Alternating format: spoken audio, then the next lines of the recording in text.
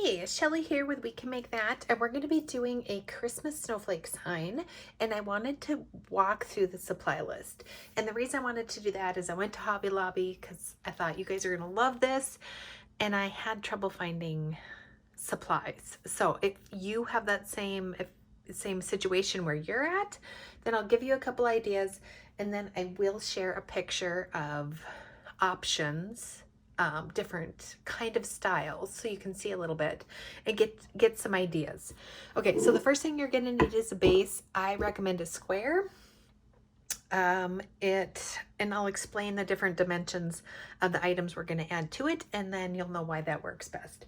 So the first thing you're going to need is some sort of square sign, and they could be, this one is from Hobby Lobby. I think this one is from Walmart. Now it's not a square, so you do want a square one, but if you do just a simple wood, but you do want them to have kind of that boxy look to it.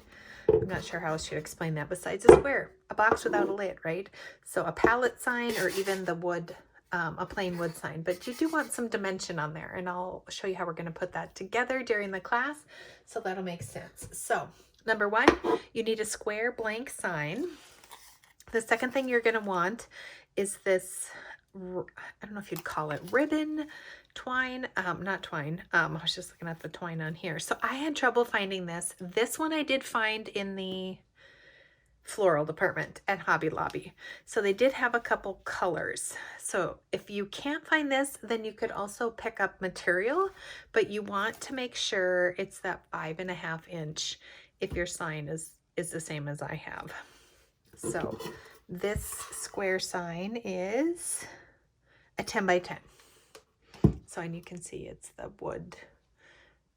wood pile brand from Hobby Lobby. So you got your sign, you've got your, I'm going to call it ribbon, but I feel like it's more than that, the burlap ribbon. And then the next thing you're going to need is a snowflake. And I did have trouble finding some of them. This is one that I used last year, is a wooden one. So this one you'll see on the examples.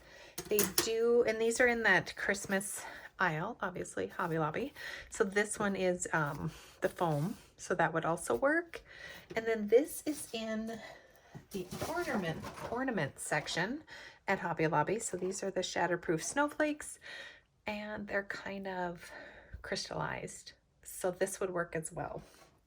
So you need some sort of snowflake, and you want to make sure, and the dimensions, this is why the dimensions are important. So when it's layered together, and we're going to do a couple other things to it too. You're going to have your snowflake, and then you're going to have, or your ribbon and your snowflake, and you want your snowflake to hang over the ribbon, but probably not to hang over the sign.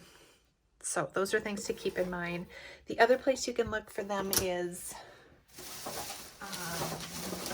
let's see if I grabbed one.